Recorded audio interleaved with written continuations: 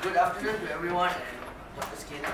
So today my group is going to present about mental imagery. Before that, I'm Nitesh Kumar, they call me Kumar, Daniel, Kevin, Desmond and Indu. Okay, next slide. Alright, so when we talk about mental imagery, what is mental imagery? Mental imagery is actually a form of simulation with as much sensory experience, but the entire experience occurs in the mind. So when we talk about mental imagery, it's all about thinking. So if a question was given, you won't answer directly, right? You will think first before you answer, right? So that is also considered as mental imagery. And to be more in detail, it's also generally understood prepared intentionally. In example, mental images are always images of something or other, and thereby to function a form of mental representation. So as how I said before you question, you imagine the question and you represent the question first, and then you answer. Then it always happens. Alright, so the next one. When I'm talking about the importance of mental imagery, there are two main approaches to defining of mental imagery. One is intuitive and one is theoretical. When we talk about intuitive, the experience of seeing with the mind's eye. When we talk about the mind's eye, everyone has a third eye, that is the mind, actually. So it's considered as an eye also because it thinks internally. And the next one will be the theoretical, a cognitive representation that gives rise to the experience of perception in the absence of the appropriate sensory input. So I have put in two examples for when we talk about mental imagery. So when you look through this image, what do you think? What is it? Any answers? Maybe rabbit. Yeah, actually it's also an experiment done by psychologists.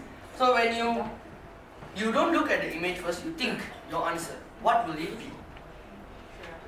Alright, so when you look at this image, it's duck, and you look at that image, it's actually a rabbit, right?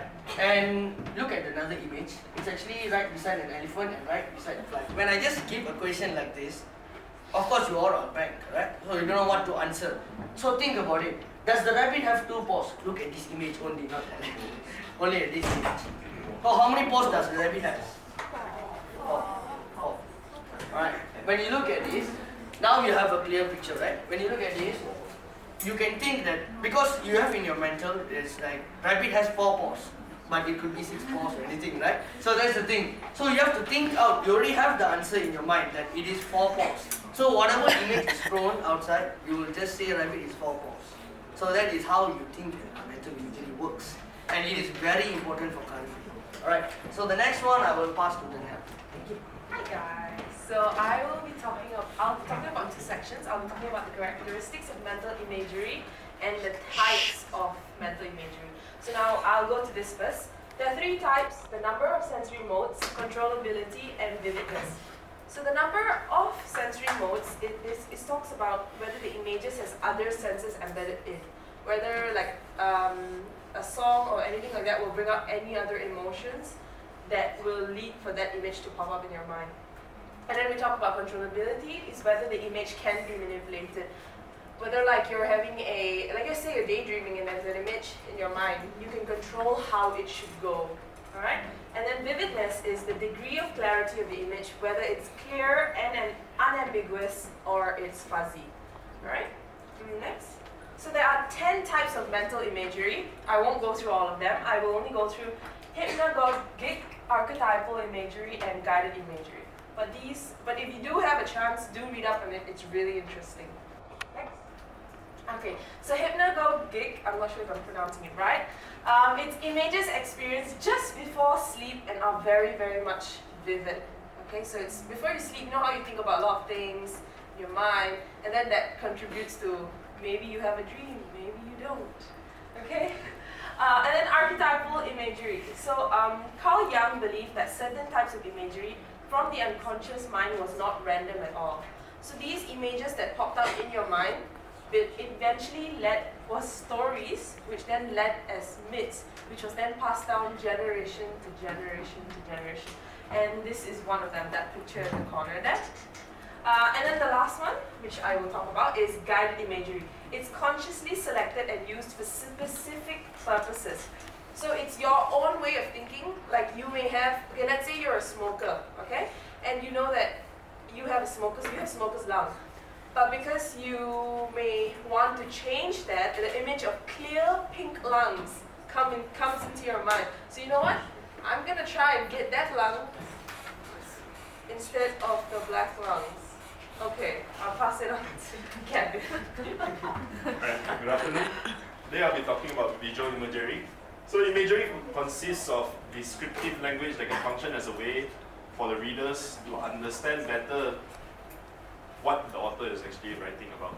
So they use the visual imagery to actually imagine what the author is trying to portray through words. Imagery can also pertain to details, number one, about movement or sense of body emotion, which is kinesthetic energy. The second one, the emotions or sensations of a person, such as fear or hunger, organic imagery or subjective imagery as well. So for this part, we're going to be looking at the advantages of visual imagery, not the disadvantages. So the first one is to help the reader to develop a more fully realized understanding of the imaginary world that the author has created. Meaning when you read a novel, or people would like to read only words, no pictures, that is when their visual imagery is the strongest, because they can actually imagine what the author is trying to say through their own imagination. They will actually think of all those fiction pictures and all. The second one is actually a quick grasp of information. By writing a word, apple, you won't be able to remember as well as putting a picture to it. So if I put an apple, you remember it. So next time when I say apple, it relates to it faster. Therefore, you can understand the whole thing faster. The third one would be long-term memory. Through visual imagery, you can actually understand the whole thing, and it actually sticks in your brain longer because of the image rather than words, because words all look alike. So therefore, it's very hard for you to actually differentiate. Okay, next. Imagery, these are the examples for the imagery. Imagery draws on the five senses, namely the details of taste, touch, sight, smell, and sound. For taste, you can see the example. The familiar tang of his grandmother's cranberry sauce reminded him of his youth. Right. Then there's sound. The concert was so loud that the ears rang for days afterwards. Sight, the sunset was the most gorgeous they've ever seen. The clouds were edged with pink and gold. Smell, after eating the curry, his breath reeked of garlic. Touch, the tree bark was rough against the skin. These are the examples, and the final one would be actually if an author writes something such as the deep blue hues of twilight were reflected in the still water, the slight glint of moonlight peeked through the clouds just enough to make out the silhouette of a passing ship. If you're reading it, you actually do not understand anything. But for those who like to read, they are able to actually portray these pictures. Alright, I'll pass it down. Thank you. Okay, so now it's my turn. I will talk about the clinical application. So, yeah, 2 minutes, okay. So, yeah, we found a research that saying that when you imagine something, it will elicit strong emotions compared to the verbal thought, because it's much more feel more real. So this is the example, and second one will be when we repeatedly imagine the event, the scenario, it will happen. Next. So what we can do to prevent this? The first one is imagery focus treatment, which is fall under CPT, which is what we familiar with virtual reality exposure therapy, exposed to the field. Okay, the second one will be imagery rescript it to maybe example for social phobia, because you are imagining you are doing poorly. So why not you imagine it you are doing well? Okay? So the third one will be systematic desensitization. So one of the example will be the deep breathing. So when you do the imagery rescripting, you can somehow pair with the deep breathing. If you somehow relax it. Okay? Next, I will pass the conclusion. So our capacity to re-experience objects or scenarios that we have encountered before and notice new things about those experiences. Perhaps more remarkable still is our ability to experience objects or events that do not exist in the world through the imaginary or imaginations. So beyond the visual working memory, as Daniel explained just now about the five senses, we know that imagery plays a role in affecting sarcastic eyewitness memory, making certain moral decisions prior expectation templates to aid in predictable visual tasks and facilitating emotions.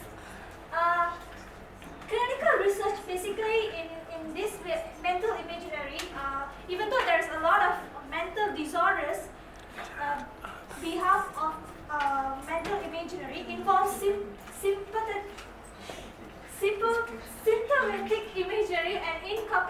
imagery into behavioral treatments is proving beneficial.